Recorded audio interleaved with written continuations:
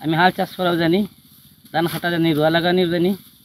এটা আমি শিখছি আমার বাবার কাছ থেকে। আর এটা যতদিন জীবিত রইম এটা ঐতিহ্যটা ধরিয়ে রাখুন। নমস্কার, NE24 চ্যানেলের সকল দর্শক শ্রোতাদের জানাই স্বাগত। আমি অর্পিতা ধর। মাঠে সোনালী ধান, খুশি কৃষকরা।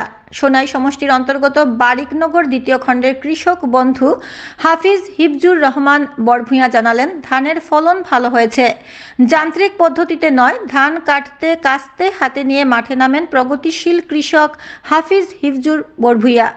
কৃষিকাজে কৃষকদের প্রেরণা দিয়ে তিনি বলেন, বাবা বারিক আলী বরভূঁইয়ার কাছ থেকে ধান ক্ষেতের শিক্ষা নিয়েছেন। আধুনিক পদ্ধতিতে না গিয়ে মহিষ দিয়ে হাল চাষ করে ক্ষেত করেন, ধান কাটা সহ সবকিছু নিজের হাতে করেন। এই পরম্পরা ধরে রাখবেন জানালেন কৃষকদের প্রেরণা হিফজুর রহমান বরভূঁইয়া। আপনারা দেখছেন NE24 চ্যানেল। এ ধরনের আরও নিউজ পেতে NE24 ইউটিউব চ্যানেল ও ফেসবুক পেজটি ফলো করে পাশে থাকুন। আমি আজকে ধান কাটলাম, খুবই ভালো লাগে। ধান কাটাটা শিখছি আমি আমার বাবার কাছ থেকে, এবং এবার ধান খুব বেশি ভালো হয়েছে মানুষের। আর বিশেষ করিয়া যে মেশিনে মানুষের বেজান ক্ষতি করে, ধান কাটার মেশিন যেটা হয়েছে এটা অনেক ক্ষতি করে। এর লাগে মানে আমি ভাবছি যে হাতের ঠিক আছে, হাত দিয়ে কাটা ঠিক আছে। আর এটার লাগে আমরা পরম্পরা দাদার ঐতিহ্য।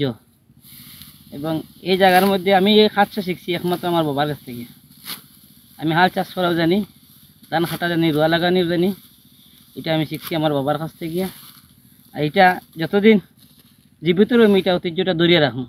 আর এটাই লাগে পরম্পরা। আজকে আমি দাইয়া, কালকে নেক্সটে আমার নেক্সট জেনারেশন যারা তারাও দাইবা, তারাও শিখবা। এটা শেখা জরুরি। কারণ যখন আপনি শিলচরের মানুষের যাই গিয়ে তারা যখন ধান কাটা কীভাবে তারা কইতে পারত না। আপনি গ্রামের মানুষের যদি ধান কাটা কীভাবে দেখা করে দেখা দিতে পারবো। যার কারণে এটা হলে শিখা হলে জরুরি। ধান কাটা যে এনি মানুষের লাগে, যে কোনো মানুষের ধান কাটা হলে জরুরি। আমি প্রায় 3-4 বিঘা ক্ষেত করছি। এসব নিজে দাইছি, নিজে লাগাইছি, মানুষ লাগাইছি না, ট্রেক্টর দিয়ে ক্ষেত করছি না, মেশিন লাগাই করে ক্ষেত নাই।